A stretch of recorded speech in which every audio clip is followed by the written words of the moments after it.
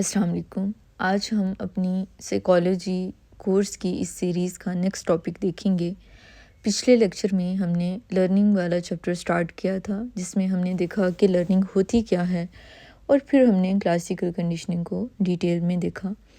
आज के इस वीडियो में हम ऑपरेंट कंडीशनिंग के बारे में बात करेंगे। हम देखेंगे कि ये होती क्या है, कौन इसका फाउंडर था, लाइक किसने इंट्रोड्यूस करवाई, किस पे लाइक जब ये इंट्रोड्यूस करवाएगी उससे पहले कुछ लोगों ने इस पे काम किया हुआ था, वो कौन से लोग थे। इसमें कुछ स्केड्यूल्स होते हैं रीइंफोर्समेंट के, उसके बारे में हम डिस्कस करेंगे इंशाल्लाह डिटेल में। और उसके बाद फिर हम इसके कुछ इसे यूज़ करते हुए कुछ प्रोसेसेस डिवाइस किए गए हैं बिहेवियर को चेंज करने के लिए। मिसाल के तौर पे शेपिंग या फिर behaviour modification, token economy, contingency, contracting, इनके बारे में हम देखेंगे। फिर हम इसकी रियल लाइफ में एप्लीकेशन को थोड़ा सा टच करेंगे इंशाल्लाह। So without further adieu let's get right into it. इसमें सबसे पहला हमारी जो मेन एजेंडा होगा हमारी आज की वीडियो का, वो ये है कि होती क्या है operant conditioning. Operant conditioning basically हमारी लर्निंग को एक्सप्लेन करती है। लाइक ये आप ये कह लें कि एक टाइप होती है लर्निंग की। जैसे हमने लास्ट वीडियो में देखा कि क्लासिकल कंडीशनिंग को यूज़ करते हुए हम चीज़ों को सीखते हैं, राइट। हम फेयर्स को सीखते हैं, फोबियाज को सीखते हैं। इसी तरह हम ऑपरेंट कंडीशनिंग को यूज़ करते हुए ये भी एक लर्निंग ही की टाइप है, जिसमें हम वॉलंटरी बिहेवियर को या स्ट्रेंथन करते हैं या वीकन करते हैं, ठीक है। बिल्कुल वैसे ही जैसे क्लासिकल कंडीशनिंग में हमारा इनवॉलंटरी बिहेवियर होता है, उसमें हमारा अनकॉन्शियस लेवल पे वो काम कर रही होती है, हमें पता नहीं होता, हम कॉन्शियसली अवेयर नहीं होते कि हम वो पर्टिकुलर चीज़ सीख रहे हैं, वो पर्टिकुलर इमोशन सीख रहे हैं। मतलब आप यही एग्ज़ाम्पल ले लें कि आप क्लास में जाते हैं, एक टीचर आपको बहुत अच्छे से डील करता है, तो आपको वो सब्जेक्ट भी अच्छा लगना स्टार्ट हो जाएगा। ऑन द कॉन्ट्ररी, एक टीचर आपको बात बे बात आपकी इंसल्ट करता रहता है, तो आपको सब्जेक्ट से भी चिढ़ होना स्टार्ट हो जाती है। अब आप कॉन्शियस लेवल पे ये चीज़ नहीं सीख रहे होते हैं, ये आप कह लें कि अनकॉन्शियस लेवल पे ये प्रोसेस चल रहा होता है। लेकिन जब हम और ये जो प्रोसेस है ये क्लासिकल कंडीशनिंग के मुताबिक चल रहा होता है। लेकिन आज हम बिकॉज बात कर रहे हैं ऑपरेंट कंडीशनिंग की, और मैंने आपको बताया कि ऑपरेंट कंडीशनिंग हमारे कॉन्शियस लेवल पे चल रही होती है, वॉलंटरी बिहेवियर होता है। और इसमें जब आपको बेसिकली दो चीज़ें इसमें हमारे बिहेवियर्स को डिटर्मिन कर रही होती हैं, या तो आपको रिवॉर्ड दे दिया जाएगा या फिर आपको पनिश कर दिया जाएगा, ठीक है। तो इन दो प्रोसेसेस के थ्रू हम आपके बिहेवियर को कंट्रोल कर रहे होते हैं, या आपके बिहेवियर स्ट्रॉन्ग कर रहे होते हैं या हम वीक कर रहे होते हैं, और उसके बारे में आप जानते होते हैं, ठीक है। सो इन अदर वर्ड्स, जब कॉन्सिक्वेंसेस के थ्रू आपके बिहेवियर को कंट्रोल किया जाता है, तो उसे हम किस चीज़ का नाम देते हैं? ऑपरेंट कंडीशनिंग का नाम देते हैं। इसमें आपने ये चीज़ याद रखनी है कि ऑपरेंट कंडीशनिंग में ऑर्गेनिज्म यानी कि आप एक्टिव होते हैं, और इसमें इन्वायरमेंट को चेंज करते हुए हम डिज़ायर्ड कॉन्सिक्वेंसेस को प्रोड्यूस करते हैं। हम आपके इन्वायरमेंट में कुछ ना कुछ ऐसा चेंज लेके आते हैं, कुछ ऐसा ऐड कर देते हैं या कुछ ऐसा रिमूव कर देते हैं, जिसकी वजह से आप अपना बिहेवियर चेंज कर लेते हैं, ठीक है।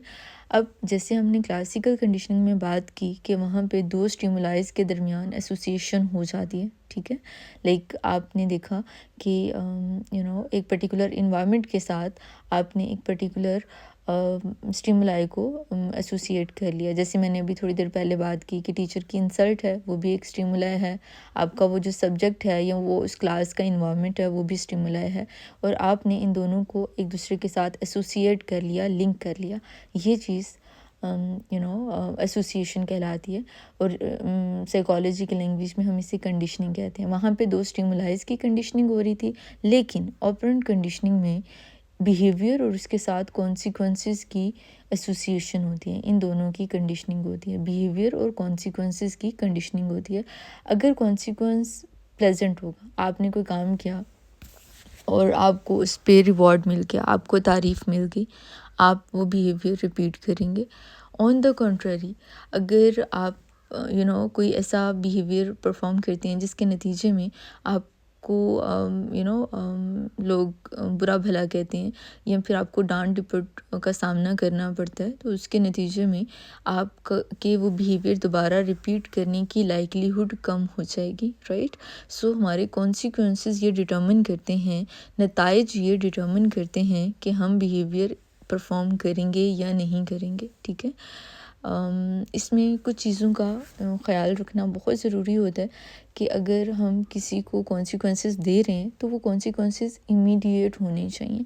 इमीडिएट होने से क्या मुराद है कि थोड़ा टाइमली, लाइक अगर आप बच्चे ने कोई अच्छा काम किया है तो उसको फ़ौरन शाबाशी दे देनी चाहिए ताकि वो उन दोनों चीज़ों को आपस में एसोसिएट बेहतर तरीके से कर पाए। अगर आप ज़्यादा टाइम दरमियान में ले आएंगे, बिहेवियर बच्चे ने आज परफॉर्म किया, शाबाशी आप उसे कल जाके दे रहे हैं, तो वो उन दोनों के वो ना एक ज़ाहिर है उसने अपने दिमाग में उसको लिंक भी तो करना होता है ना, तो वो लिंक वो उस तरह से प्रॉपर तरीके से कर नहीं पाएगा। इसी तरह से बच्चे को हमें क्लियर अल्फाज में ये चीज़ कम्युनिकेट भी करनी चाहिए बच्चे को या किसी को भी कि ये रिवॉर्ड उसको जो दिया जा रहा है, ये इवन जो पनिशमेंट दी जा रही है उसे वो किस वजह से दी जा रही है। उसे लाजमी इस चीज़ का पता होना चाहिए कि जो भी उसको इन्वायरमेंट से जो भी चीज़ उसको दी जा रही है, चाहे वो रिवॉर्ड है, पनिशमेंट है, वो किस बिहेवियर की वजह से दी जा रही है। अगर उसे पता ही नहीं होगा और उसे पनिश किया जा रहा होगा या रिवॉर्ड मिल रहा होगा, तो उस केस में भी वो बच्चा दोनों चीज़ों को आपस में लिंक नहीं कर पाएगा, ठीक है।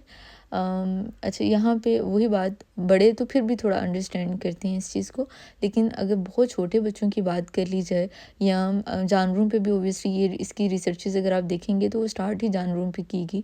तो एनिमल्स की जो रिसर्च है उसमें भी अगर आप डिले कर देते हैं तो उनके दिमाग इतने डेवलप नहीं होते हैं कि वो उस डिले को लिंक की वजह से वो कॉन्सिक्वेंसेस को लिंक कर सके अपने बिहेवियर के साथ, ठीक है। उन्हें बच्चे और जो जानवर वगैरह हैं वो सिर्फ तभी बेहतर सीखते हैं जब वो कॉन्सिक्वेंसेस उन्हें इमीडिएट प्रोवाइड किए जाएं, फ़ौरन से वो कॉन्सिक्वेंसेस उन्हें दिए जाएं, ठीक है। मिसाल के तौर पे जब बिल्ली एक यहाँ पे आप आगे जाके इसका एक्सपेरिमेंट देखेंगे, या फिर चूहे पे इन्होंने एक्सपेरिमेंट किया, जो BF स्किनर हैं, तो उन्होंने जो वो एक्सपेरिमेंट किया उसमें जैसे ही वो लीवर प्रेस करता था उसे फ़ौरन खाना दे दिया जाता था, जिसके नतीजे में उसने सीख लिया कि मैंने लीवर को प्रेस करना है। तो ये जो लीवर को प्रेस करने का बिहेवियर है वो उसने क्यों सीखा, क्योंकि उसे रिस्पॉन्स इमीडिएट दिया गया। अगर लीवर वो अभी प्रेस कर रहा है, 5 मिनट ठहर के फिर उसे हम खाना दे रहे होते, तो वो शायद इन दोनों चीज़ों को आपस में लिंक ना कर पाता, ठीक है। अब इसके 4 पॉसिबल कॉन्सिक्वेंसेस हो सकते हैं बिहेवियर के, ठीक है। कोई भी बिहेवियर जो भी परफॉर्म किया जाता है उसके नतीजे में 4 आउटकम्स दी जा सकती हैं। मिसाल के तौर पे आपका एक बिहेवियर था, उसके नतीजे में मैं कोई अच्छा आपको रिवॉर्ड दे देती हूँ, कोई ऐसी चीज़ जो आपको पसंद है मैं आपको वो प्रोवाइड कर देती हूँ। या फिर कुछ नेगेटिव था, कुछ ऐसा था आपके इन्वायरमेंट में जो आप नहीं चाहते थे कि वहाँ पे मौजूद हो, कोई बहुत ऊंची आवाज़ में शोर आ रहा था कहीं से, या लाइक कुछ ऐसा जो आपको अम्मा बर्तन धोने के लिए कह देती थी, या कुछ ऐसा जो आपको नापसंद था। आपने कोई अच्छा बिहेवियर किया, आपके नंबर अच्छा आ गया, अम्मा ने कहा ठीक है आज से बर्तन नहीं धोने तुमने, ठीक है। या फिर वो आपका वो जो इन्वायरमेंटल नॉइज़ है वो ख़त्म कर दिया गया, या कुछ भी ऐसा जो कि आप नापसंद करते थे वो आपके इन्वायरमेंट से हटा दिया गया बिकॉज़ आपने कुछ अच्छा किया, ठीक है। इसके अलावा एक और भी इसकी पॉसिबिलिटी हो सकती है, वो ये कि अगर आपने कोई बिहेवियर परफॉर्म किया और मैं उसमें कोई पनिशमेंट का कोई फैक्टर ऐड कर दूं, पनिशमेंट से मुराद ये कि मैं कुछ बुरा ऐड कर दूं आपके इन्वायरमेंट में, ठीक है। आपको आपने बदतमीज़ी की तो मैं आप सज़ा ऐड कर देती हूँ, कोई ये कुछ बैड प्रेजेंट करने की एग्ज़ाम्पल हो जाएगी। और इसके अलावा जो चौथी एग्ज़ाम्पल है इसमें वो ये है कि मैं कुछ बुरा रिमूव कर देती हूँ, राइट। बुरा रिमूव करने से क्या क्या मुराद है कि अच्छा, यहाँ पे मैंने थोड़ा सा उल्ट बोल दिया। पहले मैंने बोला कि something good is removed, something good is removed से मुराद ये है, मिसाल के तौर पे आप मोबाइल इस्तेमाल करते हैं लेकिन आपके नंबर थोड़े आ गए। अब आपका ये जो नंबर थोड़े आने का बिहेवियर है, मैं ये चाहती हूँ कि ये कम हो, राइट। तो मैं क्या करूँगी, वो जो मोबाइल है वो आपसे ले लूँगी, ठीक है। मोबाइल अच्छा था, आपको तो अच्छा लगता था ना, तो something good was for you, मैंने वो मोबाइल आपसे ले लिया, तो ये बेसिकली आगे हम इन सबको नाम देंगे, ठीक है। अभी तो मैं बस इनको ऐसी जनरली डिटेल में बता रही हूँ कि 4 तरीक़ों से आपको कॉन्सिक्वेंसेस मिल सकते हैं। तो या तो कुछ अच्छा आपको दे दिया जाता है या कुछ अच्छा आपसे ले लिया जाता है, राइट, या कुछ बुरा आपको प्रेजेंट कर दिया जाता है, आपको ऐड कर दिया जाता है, या फिर कुछ बुरा रिमूव कर दिया जाता है आपके सर्कमस्टांसेस से। आगे अब हम इन्हें डिटेल में देखते हैं कि ये चीज़ें क्या होती हैं। अच्छा, यहाँ पे आपने ये चीज़ जहन में रखनी है कि जो ये बिहेवियर्स ऐड करने वाली अभी हमने बात की, बाहर से चीज़ें ऐड करने वाली, ये सारी की सारी ना, मैं अगर इन्हें ब्रॉडर क्लासिफिकेशन इन चारों कॉन्सिक्वेंसेस की करूँ तो मैं 2 तरह से कर सकती हूँ। या तो मैं इसे रीइंफोर्समेंट का नाम दे सकती हूँ, या मैं इसे पनिशमेंट का नाम दे सकती हूँ, ठीक है। या इसमें रीइंफोर्समेंट होती है या इसमें पनिशमेंट होती है। रीइंफोर्समेंट में क्या होता है कि मैं आपका बिहेवियर स्ट्रेंथन करना चाहती हूँ, आपका कोई भी बिहेवियर है जो अच्छा है, जो मैं चाहती हूँ कि आप आपको आना चाहिए, वो वाला बिहेवियर अगर मैं चाहती हूँ कि आप बार बार परफॉर्म करें, तो मैं बेटा रीइंफोर्समेंट का इस्तेमाल करूँगी। अब आगे मैं समझाती हूँ रीइंफोर्समेंट क्या होती है। इसके अलावा अगर मैं ये चाहती हूँ कि कुछ बुरा बिहेवियर है जो मैं ये चाहती हूँ कि आप ना करें, तो उस केस में बेटा मैं क्या करूँगी, मैं कुछ नेगेटिव ऐड करूँगी, पनिशमेंट ऐड करूँगी, या फिर कुछ अच्छा ले लूँगी आपसे, इसे भी हम पनिशमेंट का ही नाम देते हैं। So there are 2 kind of mechanism through which I can strengthen और decrease the likelihood of a behaviour, जिसमें या तो मैं रीइंफोर्समेंट का इस्तेमाल करूँगी या बेटा मैं पनिशमेंट का इस्तेमाल करूँगी। अब बेटा ऑपरेंट कंडीशनिंग में हम रीइंफोर्समेंट और पनिशमेंट दोनों को आगे 2-2 टाइप्स में डिवाइड कर देते हैं। रीइंफोर्समेंट भी 2 तरह की होती है, पनिशमेंट भी 2 तरह की होती है। अब ये ऊपर ये जो कॉन्सिक्वेंसेज आपने देखे, जो भी मैंने आपको बताया, इसमें आप देखो R positive, R negative, P positive, P negative लिखा हुआ है। ऐसी बात है ना बेटा, R stand for reinforcement, P stand for punishment. समझ आ रही है मेरा बेटा? तो रीइंफोर्समेंट की भी 2 टाइप्स हैं, कौन सी, पॉजिटिव रीइंफोर्समेंट और नेगेटिव रीइंफोर्समेंट। और पनिशमेंट की भी बेटा 2 ही टाइप्स होती हैं, एक बेटा पॉजिटिव पनिशमेंट होती है और एक नेगेटिव पनिशमेंट होती है। अब यहाँ पे ना बेटा आपने ये आर पॉजिटिव और नेगेटिव के जो आइकन्स हैं ना, इन्हें बेटा आपने ज़हन में रखना है। जमा का निशान हमेशा कहाँ आता है, जहाँ पे हम कुछ ऐड कर रहे होते हैं। ऐसी बात है ना बेटा, जमा कब करते हैं हम, जब कुछ ऐड कर रहे होते हैं, राइट। नेगेटिव का निशान हमेशा उस जगह पे आता है जहाँ पे हम कुछ रिमूव कर रहे होते हैं, राइट। तो अब यहाँ से आपने इसे याद रखना है कि जमा का निशान मतलब कोई चीज़ ऐड करिए। देखो, good is added, or positive good is added, or negative bad is removed. मैंने बताया ना, नेगेटिव का मतलब क्या है, रिमूव किया जा रहा है। फिर again P positive like positive punishment है, इसमें अगेन ऐड किया जाएगा कुछ। और बेटा नेगेटिव पी नेगेटिव है, यानी पनिशमेंट नेगेटिव पनिशमेंट है, तो उसमें क्या होगा बेटा, कुछ रिमूव किया जाएगा। अब वो क्या रिमूव किया जाएगा बेटा, अब आगे हम इसे डिटेल में देख लेते हैं। पॉजिटिव पनिशमेंट, अच्छा अगेन इस चीज़ को अपने जहन में रखना है। आपने ये नहीं देखना कि मुझे वो सज़ा लग रही है या मुझे वो रिवॉर्ड लग रहा है।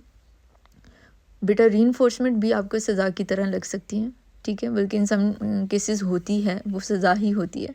आपसे मोबाइल ले लिया जाए तो आपको तो सज़ा ही लगेगी ना बेटा, लेकिन वो मोबाइल क्यों लिया जा रहा है उसकी बेस पे हम कहीं बताएंगे, हम नाम देंगे कि ये रीइंफोर्समेंट है या पनिशमेंट है। रीइंफोर्समेंट में हमेशा याद रखना है, हम कोई बिहेवियर उसकी टेंडेंसी को स्ट्रेंथन कर रहे होते हैं। और बेटा पनिशमेंट में हमेशा याद रखना है कि हम किसी बिहेवियर की टेंडेंसी को डिक्रीज़ कर रहे होते हैं, उसके होने के चांसेस को कम कर रहे होते हैं, ठीक है। सो यहाँ पे हमारी जो पॉजिटिव रीइंफोर्समेंट है, रीइंफोर्समेंट का नाम सुनते ही आपको पता लग गया कि इसमें बिहेवियर को स्ट्रेंथन किया जा रहा होगा या वीकन किया जा रहा होगा। आप बताएं मुझे, स्ट्रेंथन किया जा रहा होगा, बिहेवियर होने के चांसेस को बढ़ाया जा रहा होगा। रीइंफोर्समेंट का मतलब ही है कि बिहेवियर को मजबूत करना है, ठीक है। सो अब पॉजिटिव रीइंफोर्समेंट है तो मतलब क्या कि मैं कुछ ऐड करूँगी और उससे आपके बिहेवियर के होने के लाइकलीहुड को बढ़ाऊँगी, कुछ आपको दूँगी जिससे जिसके नतीजे में खुश हो कि आप उस बिहेवियर को बार बार परफॉर्म करोगे। मिसाल के तौर पे आपने पार्टिसिपेट किया कि जैसे अभी हमारे कॉलेज में डिफरेंट फंक्शंस वगैरह हो रहे हैं, तो इसमें जो बच्चे या कंपटीशंस हो रहे हैं, जो बच्चे पार्टिसिपेट करेंगे उन्हें ओबियसली उसके मुताबिक रिवॉर्ड्स दिए जा रहे हैं। और वो जो रिवार्ड्स हैं मेरा बेटा, वो बेसिकली इसीलिए दिए जा रहे हैं कि वो बच्चे बाकी भी देखें और वो बच्चे भी अपने उस बिहेवियर को स्ट्रेंथन करें, वो बार बार पार्टिसिपेट करें, राइट। और ये किसी भी फॉर्म में हो सकती है बेटा। आपको प्रेज़ के थ्रू हम रिवॉर्ड दे सकते हैं बेटा, डिफरेंट जो सर्टिफिकेट्स हैं उनके थ्रू रिवॉर्ड दिया जा सकता है, खाना प्रेजेंट करके रिवॉर्ड दिया जा सकता है। डिपेंड करता है बेटा, हर बंदे के लिए रीइंफोर्समेंट डिफरेंट होगा। एक जो बंदा जिसने ऑलरेडी पेट भर के खाना खाया हुआ है, अगर आप उसे दोबारा से खाना प्रेजेंट कर देंगे तो उसके लिए वो रिवॉर्ड नहीं होगा, राइट। उसके लिए वो उसे एज अ रीइंफोर्समेंट नहीं लेगा। लेकिन ऑन द कॉन्ट्रारी एक भूखे बंदे के लिए खाना बहुत बड़ा रीइंफोर्समेंट उस टाइम पे होगा, राइट। तो हमने बेसिकली आपको आपका डिज़ायरेबल बिहेवियर, ऐसा बिहेवियर जो हम चाहते हैं कि आप करें, उसके नतीजे में जब भी बेटा हम आपको कोई उसके नतीजे में कोई चीज़ प्रेजेंट करेंगे तो वो चीज़ बेटा ऐड करेंगे, तो उसके नतीजे में जो प्रोसेस हो रहा होगा इसे हम पॉजिटिव रीइंफोर्समेंट का नाम देंगे। अगेन बेटा, long story short, positive reinforcement का लफ्ज़ आ गया, मतलब क्या, बिहेवियर क्या हुआ है, स्ट्रेंथन हुआ है, बिहेवियर को मजबूत किया गया है। पॉजिटिव मतलब कुछ ऐड करके आपके बिहेवियर को स्ट्रेंथन किया गया, ठीक है। On the country, negative reinforcement से क्या मुराद होगी, रीइंफोर्समेंट का लफ्ज़ है तो ये बात तो पक्की होगी कि बिहेवियर इसमें स्ट्रेंथन ही किया जाएगा। लेकिन क्योंकि लफ्ज़ इसमें आ रहा है नेगेटिव का क्या मतलब बताया था, कुछ रिमूव किया जाएगा। कोई अनप्लेजेंट स्टिमुलस होगा जिसे मैं रिमूव कर दूंगी, आपके नंबर अच्छे आए। और मैंने ऊपर एग्जांपल आपको दी कि अम्मा ने कहा बस बर्तन धोना तुम्हें पसंद नहीं है, तुमने इतने अच्छे नंबर लिए हैं कि मैं चाहती हूँ कि तुम बर्तन धोना बस बंद कर दो, आज के बाद से नहीं धोने हैं तुमने, ठीक है। अब ये चीज़ आपके अच्छा पढ़ने की टेंडेंसी को और ज़्यादा बढ़ा देगी, क्योंकि इसकी वजह से कुछ ऐसा आपके इन्वायरमेंट से रिमूव कर दिया गया जो आपको सख्त नापसंद था, ठीक है। आपके बिहेवियर के होने के चांसेस बढ़ जाएंगे, राइट। तो ये जो चीज़ है इसे हम नेगेटिव रीइंफोर्समेंट का नाम देते हैं। और बच्चों पे ये चीज़ बहुत ज़्यादा असरअंदाज होती है। हमें भी याद है बचपन में ये चीज़ बड़ी हमारे लिए रीइंफोर्सिंग होती थी कि हम किताबों को हाथ लगाते थे और पूरी फैमिली हमारे साथ हो जाती थी कि बस अब इसे कोई काम नहीं करना, राइट। तो ये जो चीज़ है ये आपके उस बिहेवियर को, पढ़ाई के बिहेवियर की होने की टेंडेंसी या जो चांसेस हैं उसे बढ़ा देती है, ठीक है। जो पेन है उसे ये स्टॉप कर देती है। इसीलिए हम इसे नेगेटिव, हमने रिमूव किया, कुछ अनप्लेजेंट चीज़ को रिमूव कर दिया। क्यों रिमूव किया बेटा, ताकि आपका बिहेवियर स्ट्रेंथन हो, अच्छा पढ़ने का बिहेवियर स्ट्रेंथन हो। अब यहाँ पे तो मैं अच्छा पढ़ने की एग्जांपल दे रही हूँ, आप कोई भी एग्जांपल ले सकती हो, जो भी बिहेवियर आप स्ट्रेंथन करना चाह रहे हो। लेकिन वो कैसे कर रहे हो बेटा, कुछ अनप्लेजेंट अपने स्टिमुलस से अपने इन्वायरमेंट से निकाल के, ठीक है। अब बात कर लेते हैं हम पनिशमेंट की बेटा। अगेन पनिशमेंट भी बेटे दो तरह की होती है, यहाँ पॉजिटिव होगी या नेगेटिव होगी। लेकिन उनकी डिटेल में जाने से पहले आपको ये पता होना चाहिए कि पनिशमेंट का मकसद क्या होता है बेटा। पनिशमेंट का मकसद ये होता है कि हम आपके बिहेवियर को डिक्रीज़ करना चाहते हैं, उसके होने के चांसेस को कम करना चाहते हैं। तो अगर बेटा, और यहाँ पे भी पनिशमेंट का लफ्ज़ आएगा, आपने ये बात अपने जहन में रखनी है कि मकसद क्या है, बिहेवियर के होने के चांसेस को हम क्या कर रहे हैं, डिक्रीज़ कर रहे हैं, कम कर रहे हैं। अच्छा, इसमें क्या हो रहा है, मैं कुछ अच्छा रिमूव कर रही हूँ। आप मोबाइल इस्तेमाल कर रहे थे जिसकी वजह से आपके नंबर कम आए, राइट। तो आपकी अम्मा क्या करेगी, आपसे मोबाइल ले लेगी कि तुम्हारा मोबाइल यूज़ करने की वजह से तुम्हारे नंबर कम आए। तो अब अगली दफ़ा आपका कोशिश होगी कि नंबर अच्छे आ जाएं ताकि मोबाइल आपसे दोबारा ना लिया जाए। ऐसी बात है बेटा। तो आपके जो कम नंबर लेके आने का जो बिहेवियर था उसे मैंने रिड्यूस कर दिया, कुछ अच्छा आपसे रिमूव करके, कुछ अच्छा आपसे लेके, ठीक है। तो ये होगी बेटा नेगेटिव पनिशमेंट। अगेन नेगेटिव से क्या मुराद है, कुछ अच्छा रिमूव कर लिया मैंने। और पनिशमेंट का मकसद क्या था, आपके बिहेवियर के होने के चांसेस को मैंने कम करना था, ठीक है। अब ये आई होप कि आपको याद रहेगा रीइंफोर्समेंट और पनिशमेंट में फ़र्क। रीइंफोर्समेंट में बिहेवियर बेटा हमने हमेशा स्ट्रेंथन करना है, उसके होने के चांसेस को बढ़ाना है। और पनिशमेंट में बेटा हमेशा हम बिहेवियर के होने के चांसेस को कम करते हैं, ठीक है। दोनों पॉजिटिव नेगेटिव तरह की हो सकती हैं। रीइंफोर्समेंट में पॉजिटिव का मतलब ऐड करना होता है और पनिशमेंट में भी पॉजिटिव का मतलब ऐड करना होता है। लेकिन ऐड कर क्या रहे हैं, कुछ अच्छा ऐड कर रहे हैं या कुछ बुरा ऐड कर रहे हैं, वहाँ पे आके इन दोनों में डिफरेंस आ जाता है, ठीक है मेरा बेटा। इसके अलावा जो पनिशमेंट है इसमें भी हम यही काम कर रहे होते हैं, हम कुछ ऐड कर रहे होते हैं। और वो कुछ ऐड हम क्यों कर रहे हैं पॉजिटिव पनिशमेंट में, ताकि बिहेवियर कम हो। तो ज़ाहिर है बेटा, अगर आप मिसाल के तौर पे बदतमीज़ी करते हैं क्लास में, तो टीचर आपकी इंसल्ट करती है, आपको डांट डिपट करती है, या आपको एक्स्ट्रा काम करके आने के लिए दे देती है। तो अब यहाँ पे मैंने कुछ बुरा ऐड कर दिया ताकि आपका वो जो बुरा बिहेवियर था उसके होने के चांसेस क्या हो जाए बेटे, कम हो जाए। तो ये बेटा हमारी 4 टाइप्स होती हैं जिसके थ्रू हम आपके बिहेवियर को चेंज कर रहे होते हैं। अगेन क्विक रिवीजन बेटा, हम ऑपरेंट कंडीशनिंग में 2 चीज़ों को इस्तेमाल करते हैं आपके बिहेवियर को चेंज करने के लिए, एक रीइंफोर्समेंट, एक पनिशमेंट। रीइंफोर्समेंट में बिहेवियर होने के चांसेस क्या कर रहे होते हैं बेटा, बढ़ा रहे होते हैं। पनिशमेंट में क्या कर रहे होते हैं, उसके होने के चांसेस को कम कर रहे होते हैं, बिहेवियर के होने के चांसेस को कम कर रहे होते हैं। आगे अब रीइंफोर्समेंट भी 2 तरह की होती है, पनिशमेंट भी 2 तरह की होती है। रीइंफोर्समेंट जो 2 तरह की है वो कौन कौन सी टाइप्स हैं बेटा उसकी, पॉजिटिव रीइंफोर्समेंट और नेगेटिव रीइंफोर्समेंट। और ऑन द कंट्री जो पनिशमेंट है बेटा वो भी 2 तरह की है, एक पॉजिटिव पनिशमेंट, एक नेगेटिव पनिशमेंट। पॉजिटिव का क्या मतलब है, कुछ ऐड हो रहा है, नेगेटिव का क्या मतलब है बेटा, कुछ रिमूव हो रहा है। लेकिन फ़र्क कहाँ पे आता है बेटा, फ़र्क यहाँ पे आता है कि जो बेटा पॉजिटिव रीइंफोर्समेंट है उसमें कुछ अच्छा ऐड किया जाएगा, क्योंकि मैंने बेटा आपके नंबर अच्छे लाने की, बिहेवियर को स्ट्रेंथन करना है, तो मैं आपको चॉकलेट दूंगी, मैं आपकी तारीफ़ करूंगी। ये है बेटा पॉजिटिव रीइंफोर्समेंट। पॉजिटिव पनिशमेंट में क्या है बेटा, मैं कुछ बुरा ऐड करूंगी ताकि आपका जो कम नंबर लाने की टेंडेंसी है वो कम हो जाए। आपके कम नंबर आए, मैंने आपकी इंसल्ट की, आपको डांट डिपट की, राइट। तो ये है बेटा पॉजिटिव पनिशमेंट, कुछ बुरा ऐड किया, लेकिन पॉजिटिव रीइंफोर्समेंट में मैंने कुछ अच्छा ऐड किया, ठीक है बेटा। इसके बाद फिर जो पॉजिटिव नेगेटिव बेटा रीइंफोर्समेंट है उसमें मैंने कुछ बुरा रिमूव कर लिया। नेगेटिव का मतलब क्या, रिमूव किया। और बेटा रीइंफोर्समेंट बिहेवियर को स्ट्रेंथन करने के लिए कुछ मैं बुरा रिमूव करूँगी आपके इन्वायरमेंट से। आपको बर्तन धोने नहीं पड़ेंगे अगर आपके अच्छे नंबर आ जाएँ। और बेटा ऑन द कॉन्ट्रेरी जो नेगेटिव पनिशमेंट है बेटा, उसमें मैं कुछ अच्छा रिमूव करूँगी, ठीक है। जो बुरा रिमूव किया है बेटा वो मैंने नेगेटिव रीइंफोर्समेंट में बुरा रिमूव किया, यानी आपसे बर्तन धोना आपको बंद करवा दिया गया क्योंकि नंबर अच्छे आ गए। बिहेवियर की टेंडेंसी को बढ़ाने के लिए कुछ बुरा आपके इन्वायरमेंट से निकाल लिया।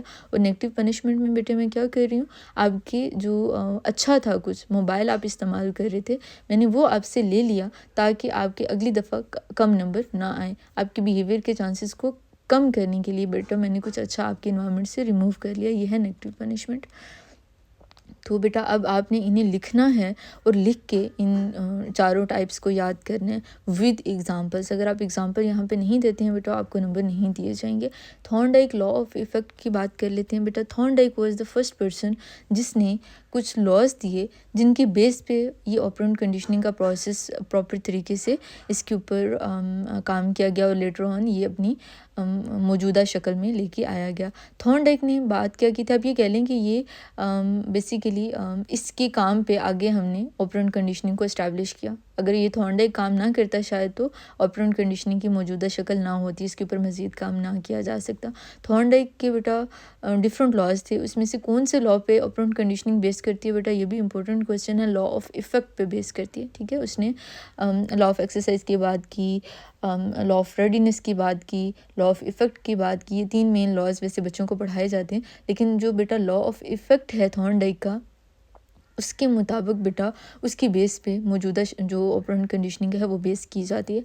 अच्छा, अब उसने इसमें क्या किया था बेटा, लॉ ऑफ इफ़ेक्ट में उसने ना एक बिल्ली को एक पिंजरे में बंद किया और उसे भूखा रखा। जब उसे काफ़ी टाइम भूखा रखा बिल्ली को, ज़ाहिर है जब भूख लगेगी वो हाथ पाँव मारेगी। फिर उसने क्या किया, उसके पिंजरे के बाहर मछली ला के रख दी, ठीक है। अब ज़ाहिर है बिल्ली को मछली बहुत पसंद होती है, उसने हाथ पाँव मारना स्टार्ट कर दिए। अब इसने किया हुआ क्या था कि उसने उस पर्टिकुलर पिंजरे में एक जगह पे लीवर लगाया हुआ था। वो लीवर बेटा ओबियसली उस पर जब बेटा प्रेस किया जाता है, जब लीवर को प्रेस किया जाता है तो वो जब उसने उसे प्रेस किया तो उसके नतीजे में लाइक हाथ लगा ना तो लीवर प्रेस हो गया। उसके नतीजे में जो दरवाज़ा था वो पिंजरे का वो खुल गया और बिल्ली बाहर आई, आराम से उसने खाना खाया। इसने थॉर्नडाइक ने क्या किया, फिर पकड़ के दोबारा पिंजरे में बंद कर दिया। अगले दिन फिर उसे भूखा रखा। फिर उसके बाद उसने सेम काम किया, बाहर उसके लिए खाना रख दिया। बिल्ली ने फिर हाथ मारे। अच्छा, इस दफ़ा बिल्ली को याद था कि मैं पिंजरे की फ़लाँ साइड पे थी, उस साइड पे कहीं कुछ ऐसा था जिसकी वजह से पिंजरा खुला। इस दफ़ा सेकंड डे बिल्ली ने थोड़ा सा टाइमली बेटा पहले अगर पहले दिन उसे 10 मिनट फॉर एग्ज़ाम्पल लगे, उसके बाद दरवाज़ा खुला, तो दूसरे दिन बेटा बिल्ली ने तकरीबन 5 मिनट में दरवाज़ा खोल लिया। अब तीसरे दिन बेटा बिल्ली को समझ आ गई कि ये लीवर के आसपास कोई जगह थी जहाँ पे ऐसा हुआ। तीसरे दिन भी सेम यही काम उसने किया। तीसरे दिन और भी कम टाइम लगा। चौथे दिन बिल्ली ने आराम से क्या किया, जैसे ही उसे पिंजरे में बंद किया, उसने यूं पंजा मारा, लीवर को प्रेस किया और आराम से वो मटकती हुई बाहर निकल आई। अब आप ये देखें बेटा, इस प्रोसेस के थ्रू, इफ़ेक्ट के थ्रू, क्योंकि बेटा उसे खाना मिल रहा था। खाने के प्रेजेंटेशन के थ्रू हमने बिल्ली को ये सिखा दिया कि तुमने लीवर को प्रेस करना है, राइट।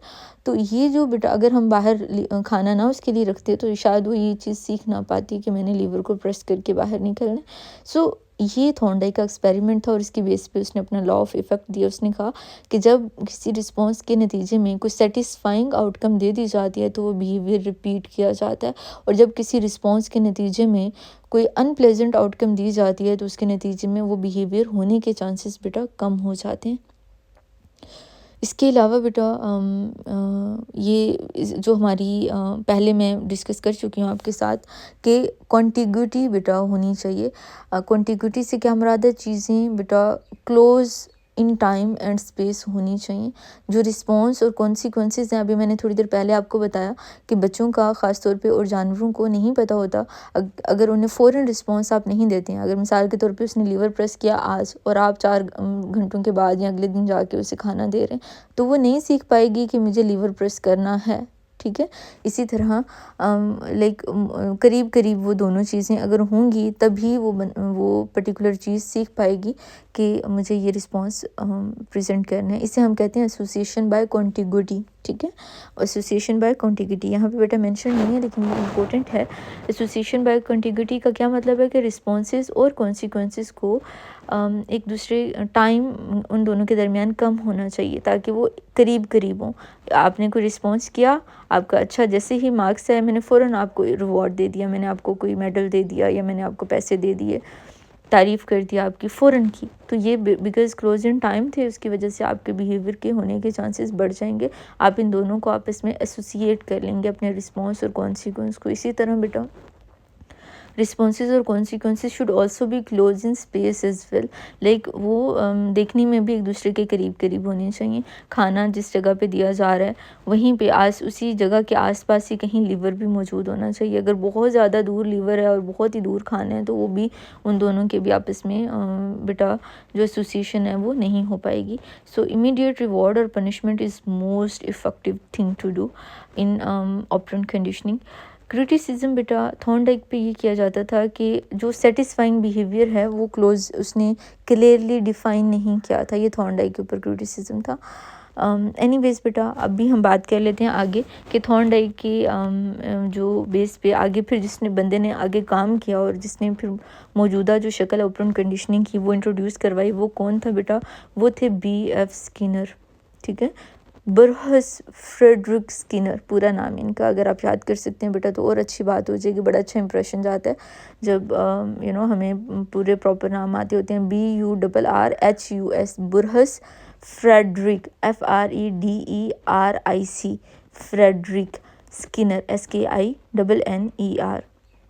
ये 1904 से लेके 1990 तक रहे हैं, ठीक है। ये जब हमारा ये सोवियत यूनियन और लाइक ये रशिया जब ये टूटा, ये उस टाइम तक ये ज़िंदा रहे, ठीक है। तो ये आपने थोड़ा सा इनका अपने जहन में रखना है। 1990s में पाकिस्तान में कौन थे, किसकी हुकूमत थी, मोहतरमा मौजूद थी उस टाइम पे, ठीक है, मोहतरमा बेनज़ीर भुट्टो।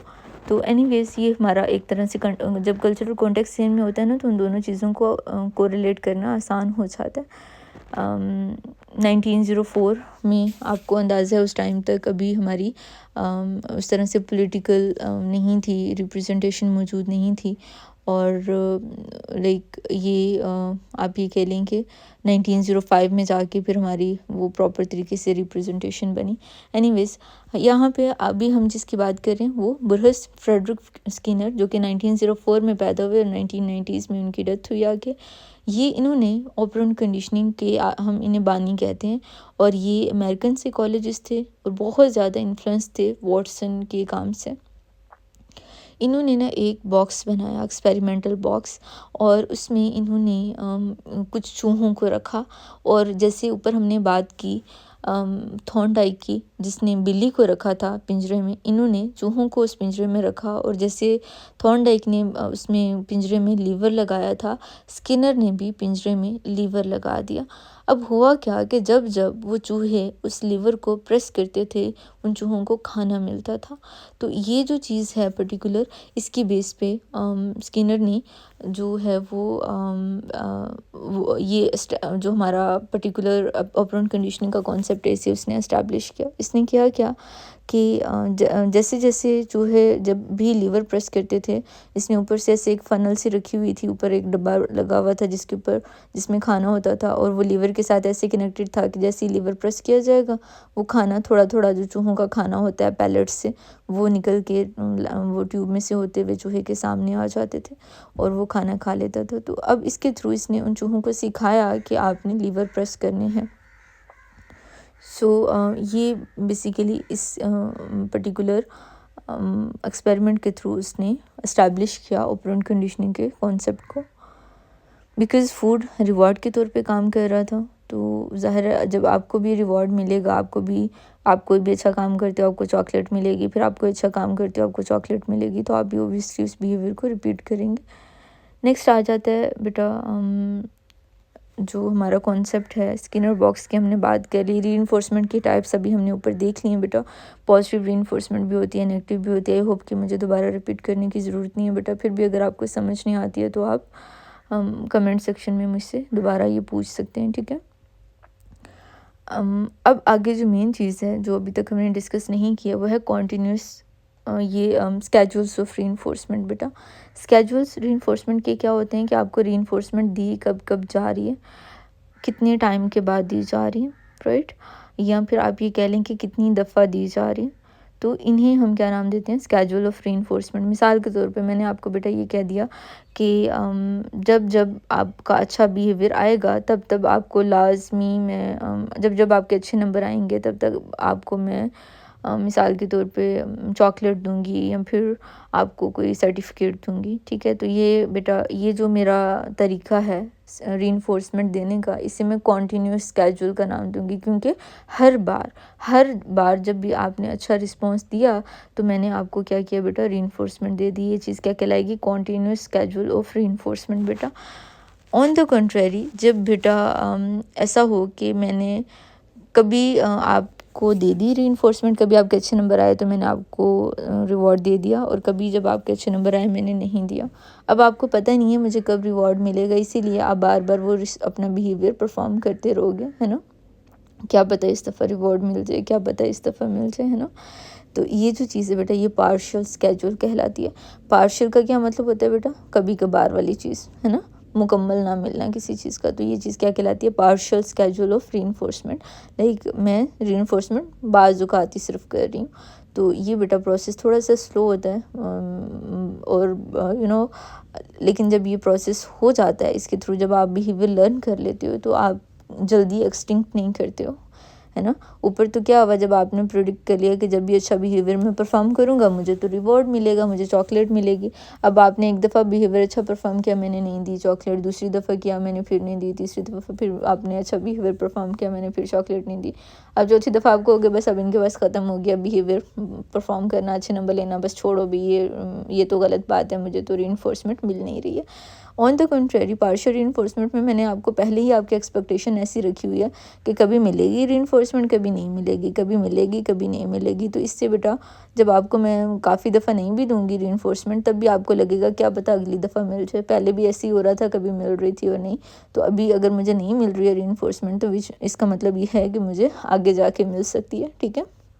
ये चीज़ बेटा पार्शियल रीइंफोर्समेंट की में आती है। और ये बड़ा आप ये कह लें, ये जो बिहेवियर का ख़त्म होना होता है ना हमारे, इसे हम एक्सटिंक्शन का नाम देते हैं। तो ये बहुत रेजिस्टेंट होती है पार्शियल रीइंफोर्समेंट टू एक्सटिंक्शन, मतलब इसमें बिहेवियर आपका ख़त्म जल्दी नहीं होता, जो एक दफ़ा सीख लेते हो वो लंबा चलता है। ऑन द कंट्रेरी बेटा, हम रीइंफोर्समेंट जो करते हैं वो हम बेटा सिर्फ इंटरवल्स की बेस पे नहीं होती बेटा। अच्छा, इसमें आगे हम इसे मज़ीद डिवाइड कर लेते हैं। हमने ऊपर बात की कॉन्टीन्यूअस और पार्शियल की, है ना। तो ये जो कॉन्टीन्यूअस और पार्शियल है ना बेटा, ये जो कॉन्टीन्यूअस स्केड्यूल होता है उसमें हर रिस्पॉन्स पे आपको मिल रही होती है, और जो वो तो एक सिंपल प्रोसेस हमने देख लिया। ऑन द कंट्री जो पार्शियल बेटा स्केड्यूल होता है ना, उसके आगे फिर 4 टाइप्स होती हैं।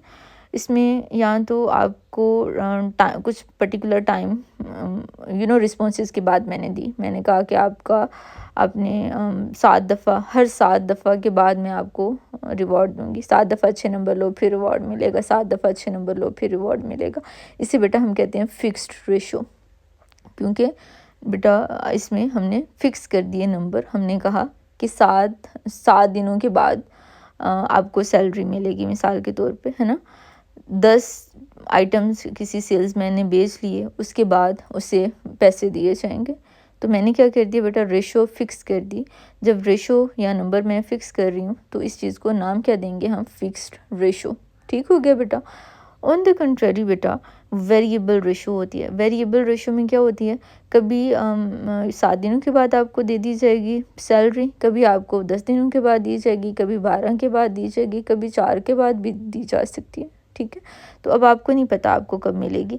यहाँ जैसे आप चीज़ कोई मिसाल के तौर पे कोई सेल्समैन है, वो कोई चीज़ बेच रहा है, तो हम कह रहे हैं कि कभी आपको 10 आइटम्स के बाद मिलेगी, कभी 15 के बाद मिलेगी, कभी 25 के बाद भी मिल सकती है, और कभी 2 आइटम बेचने के बाद भी मिल सकती है।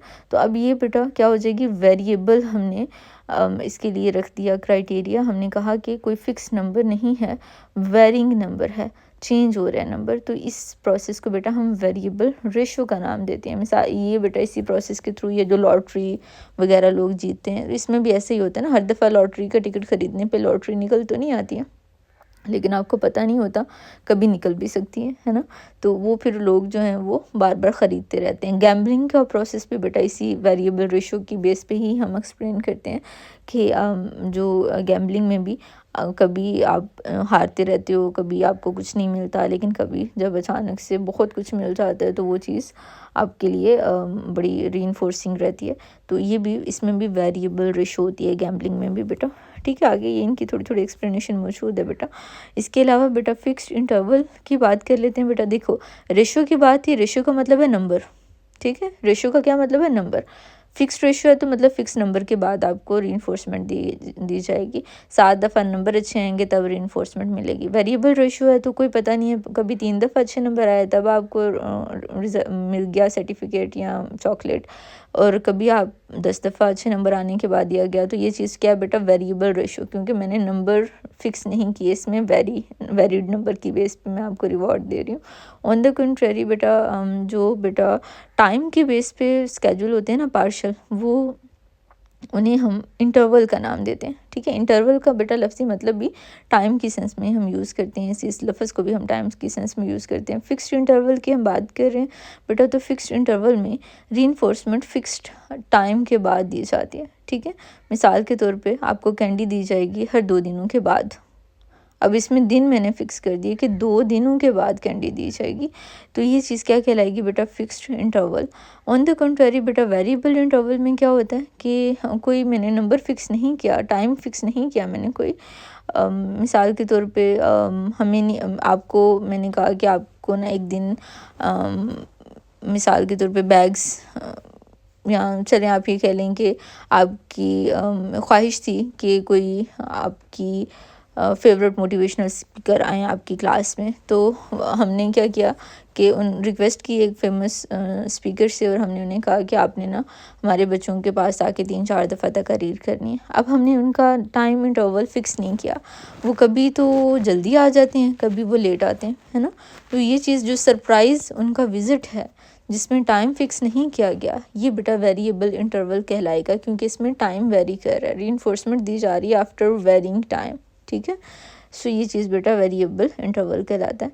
इसमें इम्पोर्टेंट रूल जो जहन में रखने वाला है बेटा वो ये है कि इमीडिएट रीइंफोर्समेंट होनी चाहिए और कंसिस्टेंसी होनी चाहिए। जो भी बेटा बिहेवियर आप यूज़ करें, जो भी आप इसमें से यूज़ कर रहे हैं स्केड्यूल रीइंफोर्समेंट का, वो आपको कंसिस्टेंटली लेके चलना चाहिए। ठीक है, इनमें सबसे जो बेहतरीन बेटा है जिसके नतीजे में बिहेवियर सीखा हुआ जल्दी आप भूलते नहीं हैं बेटा, वो बेटा है ये वेरिएबल रेशो वाला जो बिहेवियर है ना बेटा, ये सबसे पावरफुल है। अगर यहाँ पे आप देखेंगे ज़्यादा बेहतर याद रहेगा। वेरिएबल रेशो के नतीजे में जो भी बिहेवियर आप सीखते हैं वो आपको जल्दी भूलता नहीं है और आप बार बार वो बिहेवियर बेटा परफॉर्म करते हैं। इसमें मैंने आपको एग्जांपल दी थी बेटा लॉटरी और गैम्बलिंग की, इसीलिए आपने इसे याद रखना है। ये अक्सर MCQs में सवाल पूछा जाता है।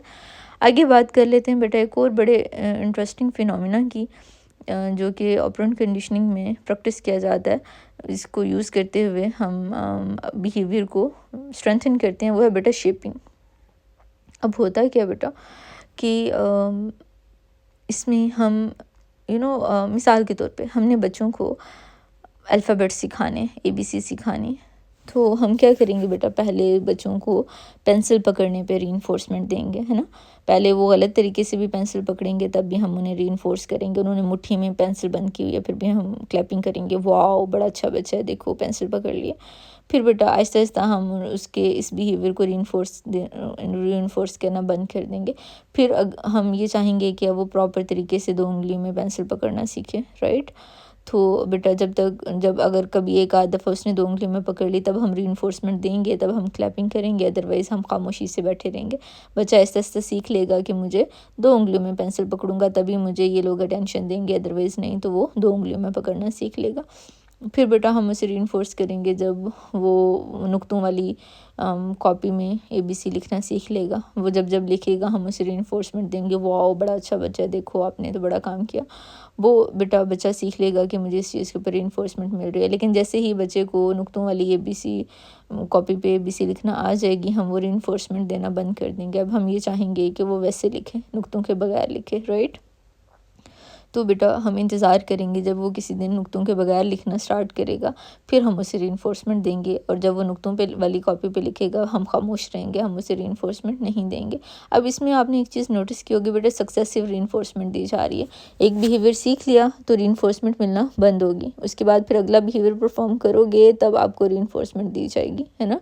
तो इसमें हम ग्रेजुअल प्रोसेस को इस्तेमाल कर रहे हैं और बेटा ग्रेजुअल प्रोसेस के थ्रू हम आपका वो जो फाइनल बिहेवियर है, जो कि ये है कि आपको ABC किसी भी स्पोर्ट के बगैर, कोई नुक्ते इस्तेमाल किए बगैर प्रॉपर खूबसूरत लिखनी आए, वो बेटा हम इसमें सक्सेसिव तरीके से सक्सेसिव अप्रॉक्सीमेशंस को यूज़ करते हुए ग्रेजुअली आपको सिखा रहे हैं। इस प्रोसेस को हम नाम देते हैं बेटा शेपिंग का, ठीक है।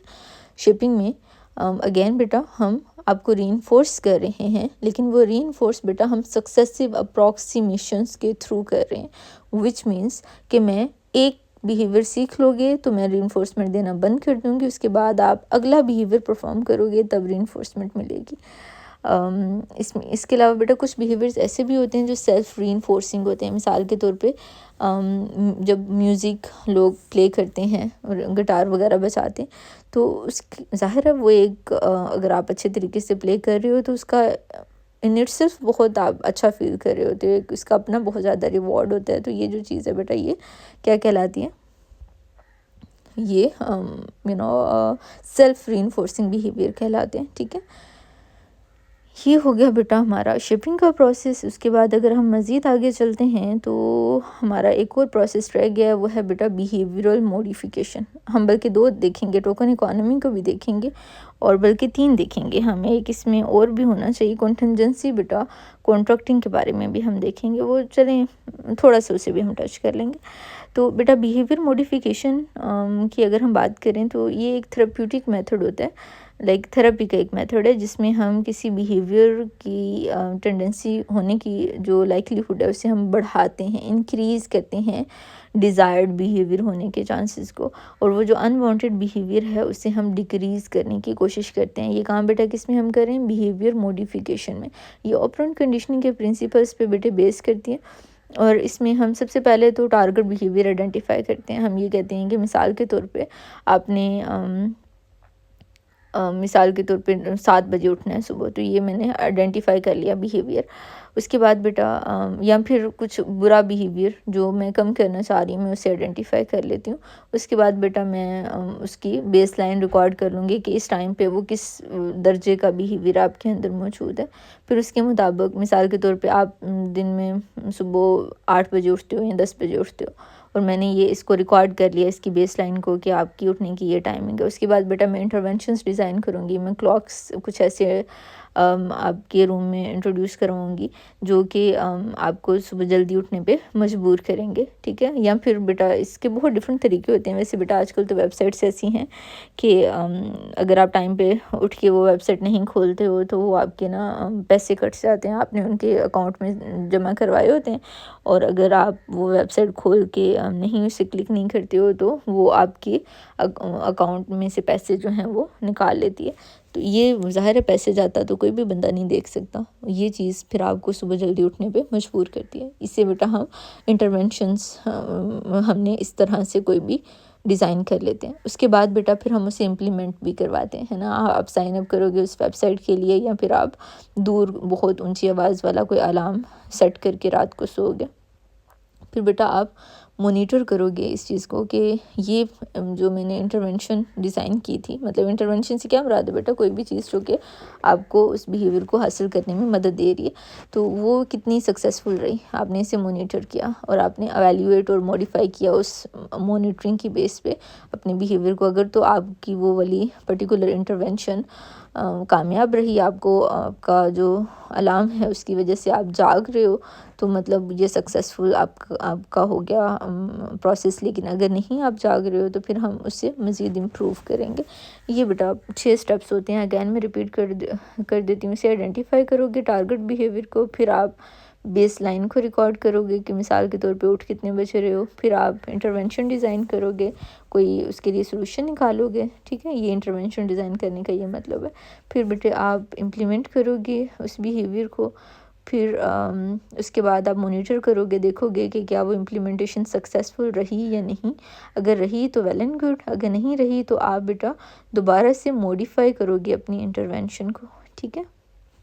इसके अलावा बेटा ऑपरेंट कंडीशनिंग की बेस पे हम टोकन इकोनॉमी का भी इस्तेमाल करते हैं, जिसमें हम टोकन्स वगैरह देते हैं अच्छे बिहेवियर के लिए। मिसाल के तौर पे अगर आपने कोई अच्छा बिहेवियर परफॉर्म किया तो मैं स्टार्स इंट्रोड्यूस करवा दूँगी। लाइक आप हर अच्छे बिहेवियर पे हर बच्चे को 1 स्टार मिलेगा, और जब आपके पास मिसाल के तौर पे 5 स्टार्स इकट्ठे हो जाएंगे तो आप वो कैंटीन पे दे के उनके नतीजे में आपको कुछ खाने को मिल जाएगा, राइट। या फिर आपको अच्छे नंबर मिल जाएंगे। मिसाल के तौर पे आपको 5 स्टार इकट्ठे हो गए तो उस बच्चे को मिसाल के तौर पे मैंने 2 नंबर एक्स्ट्रा दे दिए सेशनल में, ठीक है। ये जो चीज़ है ये बेटा क्या कहलाती है, टोकन इकोनॉमी का इस्तेमाल करके आपके बिहेवियर को मॉडिफाई इस तरीके के थ्रू किया जा सकता है। कोई भी चीज़ हो सकती है। वो नकली पैसे दिए जा सकते हैं आपको, और जब बेटा आपके पास मिसाल के तौर पे 10 या 15 नकली पैसे इकट्ठे हो जाएंगे तो उसकी बेस पे आपको एक कोई पर्टिकुलर खाने की चीज़ मिल जाएगी। ये इस तरह से टोकन इकोनॉमी का इस्तेमाल करते हुए बिहेवियर को इम्प्रूव किया जाता है। और ये बाद में इन्हीं टोकन्स को, ये टोकन ही हुए ना बेटा, जो स्टार्स हैं जो या नकली पैसे, ये टोकन्स होते हैं।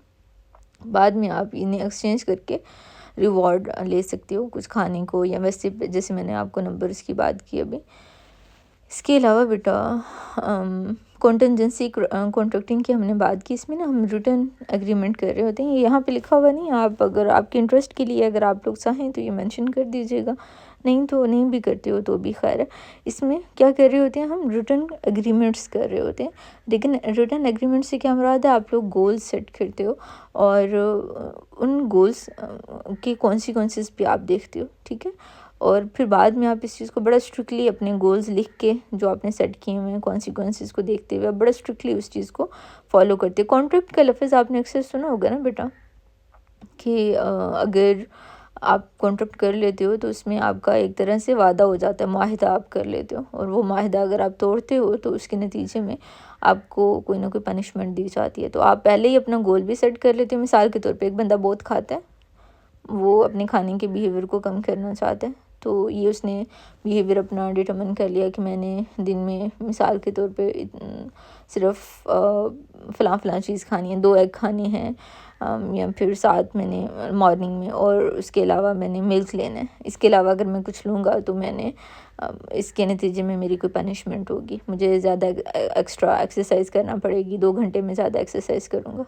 अगर आपने ये गोल अपने लिए सेट किया हुआ है तो, या उसके ये कॉन्सिक्वेंसेस सेट किए हुए हैं। देखो गोल क्या है, मैंने सिर्फ 2 एग खाने हैं, ये आपका गोल होगा। कॉन्सिक्वेंस उसका क्या है कि अगर मैं उस बिहेवियर को फॉलो नहीं करती हूँ तो उसके नतीजे में मैं 2 घंटे एक्स्ट्रा वॉक करूँगी या एक्सरसाइज करूँगी, ये उसका कॉन्सिक्वेंस है। या आप ये कर सकते हो कि मैं डोनेशंस दूँगा, मैं किसी को इतने पैसे दूँगा, किसी गरीब को, या कुछ ऐसा करके। तो इस तरह से बेटा आप अपने लिए ख़ुद कॉन्ट्रैक्ट लिखते हैं अपने गोल और उनके ना फॉलो करने पे उसके जो कॉन्सिक्वेंसेस हैं, और उसके नतीजे में आपका बिहेवियर इम्प्रूव किया जाता है। इसके अलावा बेटा इसकी एप्लीकेशंस हैं जो कि इम्पोर्टेंट हैं, अब फिर आपको लाजमी पेपर में लिखनी चाहिए बेटा अगर इसके ऊपर क्वेश्चन आते हैं। तो कहाँ कहाँ पे ऑपरेंट कंडीशनिंग को इस्तेमाल किया जाता है। पेरेंटिंग बेटा टेक्निक्स, बच्चों की बिहेवियर को इम्प्रूव करने में हम इसका बहुत ज़्यादा इस्तेमाल कर सकते हैं। ज़ाहिर है देखें ना, बच्चे तो मासूम होते हैं, अगर आप उन्हें अच्छा रिवॉर्ड दे देते हैं किसी चीज़ पे तो वो बड़ी जल्दी सीख जाते हैं कि हमने ये बिहेवियर परफॉर्म करना है। किसी बात पे आप उन्हें पनिश कर देते हैं तो वो सीख जाते हैं कि हमें ये बिहेवियर परफॉर्म नहीं करना। ये बेटा ऑपरेंट कंडीशनिंग का रियल लाइफ में इसकी इस्तेमाल इस तरह से होगा। इसके अलावा क्लासरूम मैनेजमेंट में टीचर्स इसका बहुत ज़्यादा इस्तेमाल करते हैं। आप बच्चों के बिहेवियर्स आपने देखा होगा, अक्सर टीचर सज़ा भी दे देते हैं, टीचर आपकी तारीफ़ भी करते हैं, आपको रिवॉर्ड्स भी दिए जा रहे होते हैं, बल्कि हमारे तो प्रॉपर तरीके से बेटा अवार्ड डिस्ट्रीब्यूशन सेरेमनीज़ होती हैं, वो आप लोगों के अटेंडेंस की बेस पे भी बच्चों को दिए जा रहे होते हैं। किसी की कोई भी एक्स्ट्राऑर्डिनरी कंट्रीब्यूशन होती है तो उसकी बेस पे बेटा आप लोगों को रिवॉर्ड दिए जा रहे होते हैं। स्किल ट्रेनिंग में बेटा इस्तेमाल किया जा रहा होता है, इसे आप कोई काम अच्छे तरीके से करते हो, आपको उस चीज़ का रिवॉर्ड दिया जाता है, तारीफ़ वगैरह की जाती है, आप उसे और अच्छा करना सीखते हो। फिर जानवरों की ट्रेनिंग में हम इसे इस्तेमाल करते हैं। मिसाल के तौर पे कुत्ता अगर बॉल उसे पकड़ना हम सिखा रहे हैं तो वो हर दफ़ा जब वो बॉल उठा के लेके आता है हम उसे कुछ खाने को दे देते हैं। ये इसे इस्तेमाल करते हुए बेटा बहुत हैवी लेवल के वो लोग ट्रेनिंग करवाते हैं जानवरों की। ये जो डॉल्फिन्स वगैरह को वो ऐसे उन पानी से निकल के और डिफरेंट एक्ट्स करते हुए दिखाते हैं, डांस वगैरह करते हुए घोड़ों को दिखा रहे होते हैं। ये इस तरह के जितने भी एक्ट्स होते हैं ये सारे के सारे ऑपरेंट कंडीशनिंग की वजह से वो लोग ये जानवर वगैरह सीखते हैं। हर दफ़ा जब वो बिहेवियर परफॉर्म करते हैं इन्हें कुछ खाने को दिया जाता है। ये आप देखती हो बंदर लेके आ रहे होते हैं मदारी डिफरेंट, और वो उनसे डिफरेंट एक्ट्स परफॉर्म करवा रहे होते हैं। उसमें भी बेटा उन्हें हर दफ़ा जब वो डांस करती है या जो भी एक्ट परफॉर्म करती है उसके नतीजे में एंड पे आप देखोगे वो उन्हें कुछ खाने को देंगे। ये जो चीज़ है बेटा ये एनिमल ट्रेनिंग में ऑपरेंट कंडीशनिंग के इस्तेमाल को वाज़े करती है। एडवर्टाइजिंग में बेटा हम ऑपरेंट कंडीशनिंग का इस्तेमाल कर रहे होते हैं। मुझे अभी भी याद है जब मैं छोटी थी तो एक दफ़ा मैंने टीवी पे एक ऐड देखा कि कुछ बच्चे एक पर्टिकुलर टॉफ़ी खाते हैं और उसके नतीजे में माहौल बड़ा प्यारा हो जाता है, बहुत खूबसूरत इन्वायरमेंट हो जाता है, आसमान से बर्फ़ गिरना स्टार्ट हो जाती है, बड़े प्यारे प्यारे स्टार्स होते हैं जो कि ऐसे हवा में एक जगह से दूसरी जगह जा रहे होते हैं। तब मैं बहुत छोटी थी बेटा। उस टाइम पे ये चीज़ मुझे ज़ाहिर है मुझे नहीं पता था कि चीज़ें इस तरह से काम नहीं करती हैं असल में, कि हम टॉफ़ी खाएं और वो चीज़ें सारी चेंज हो जाएं। तो आई वाज़ लाइक कि मे बी कुछ ऐसा होता होगा। मैं काफ़ी दूर स्कूल जाया करती होती थी बस पे, बड़ा लंबा रूट होता था और वो मेरा स्कूल शहर में हुआ करता था। मैं स्पेशल गई एक शॉप से जाके मुझे 5 रुपए शायद जेब खर्ची मिलती थी। मैंने वो 5 रुपए की वो टॉफ़ियाँ ली, वहाँ से मुझे मिल भी गई और यकीन करें वो काफ़ी ढेर सारी थी। जैसे वो बच्चों ने वो बैठे हुए थे ज़्यादा सारी टॉफ़ीज़ लेके और उनमें से वो खोले, मैं भी वो सारी टॉफ़ीज़ मैंने अपनी गोद में रखी। मैं वो बैक सीट बस की उसमें बैठी हुई हूँ और मैं इंतज़ार कर रही हूँ कि कब वो सारा माहौल चेंज होगा एंड एवरीथिंग।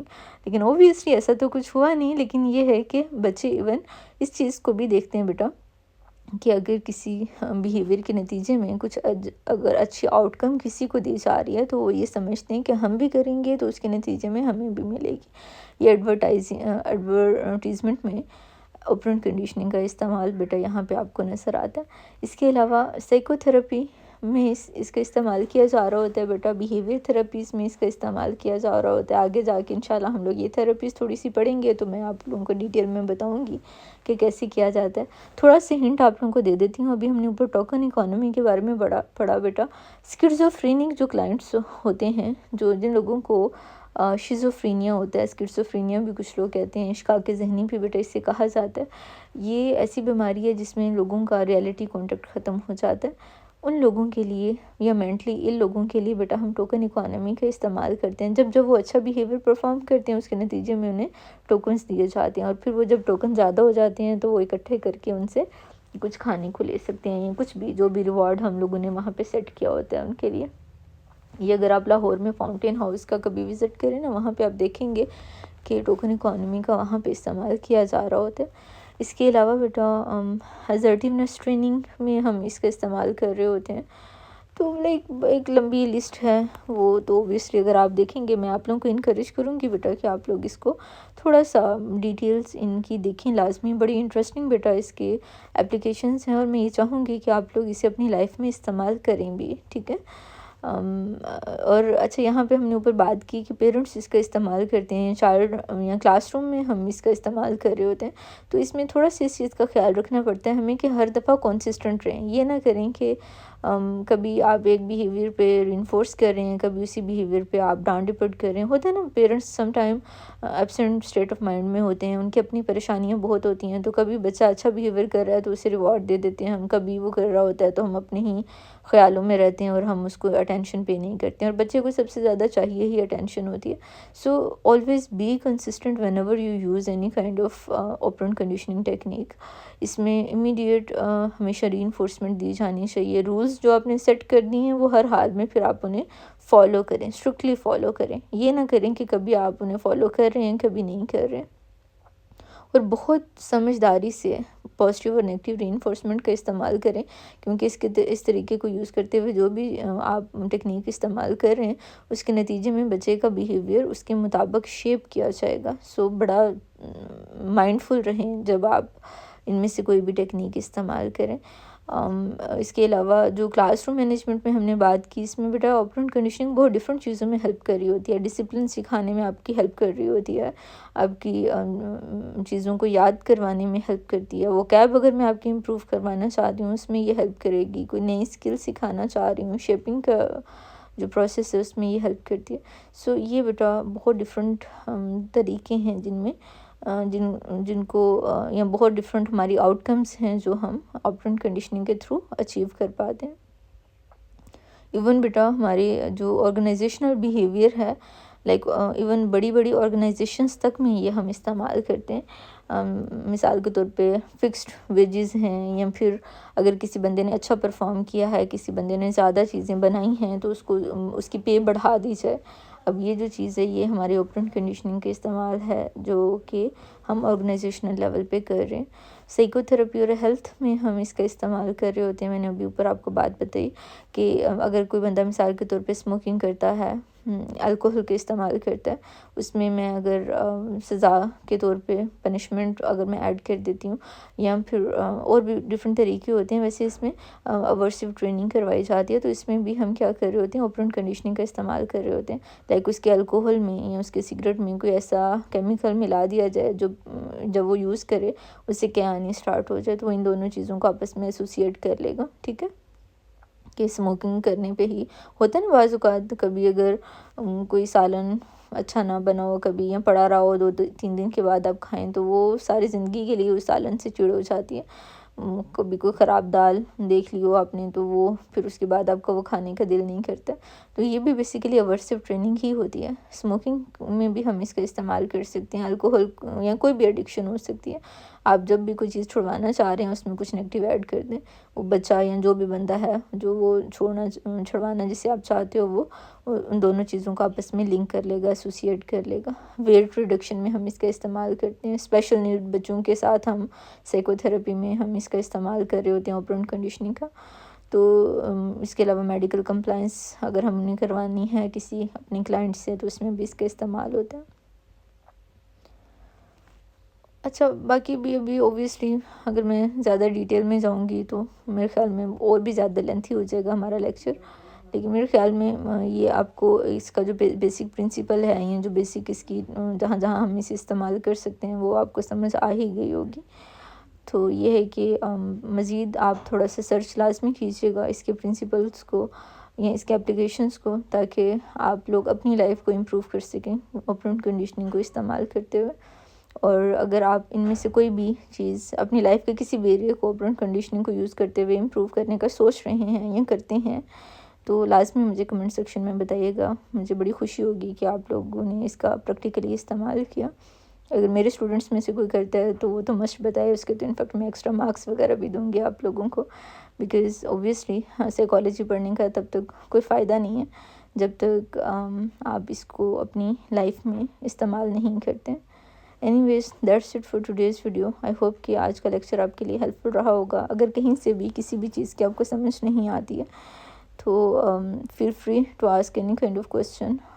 पर्सनल में भी आप पूछ सकते हैं, मेरा नंबर भी आपको मिल जाएगा, आप नीचे कमेंट सेक्शन में भी पूछ सकते हैं। अगर कोई कम्पिटिटिव एग्ज़ाम की तैयारी करने वाला कोई बच्चा देख रहा है तो आप लोग मॉक्स सेशन भी मैं कंडक्ट करती हूँ, आप लोग वो भी ज्वाइन कर सकते हैं। पेड सेशन होते हैं मेरे, वो भी ज्वाइन कर सकते हैं आप। तो that's it for today's video. इंशाल्लाह अगली वीडियो में मुलाकात होगी आपसे, और उसमें हम इंशाल्लाह अपने आज की इस चैप्टर को थोड़ा सा मज़ीद आगे लेके चलेंगे। अंटिल नेक्स्ट टाइम, अल्लाह हाफ़िज़।